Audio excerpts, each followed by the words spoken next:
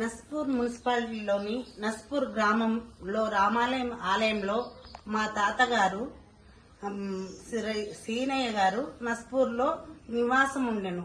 రామాలయంలో పూజారిగా దేవాలయంలో పనిచేసినాడు.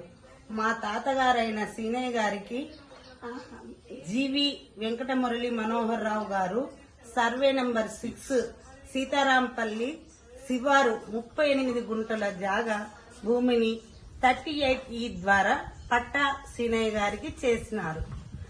ఇప్పుడు ఈ మధ్య కాలంలో వేరే వారు పట్టా చేసుకున్నట్టు మాకు తెలిసింది.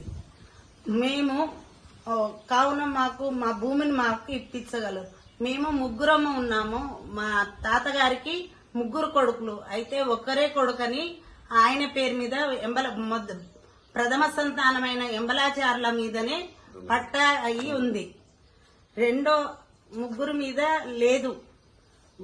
3 కొడుకులైతే ఒక కొడుకు అని ఏకైక వారసుడని రాశారు.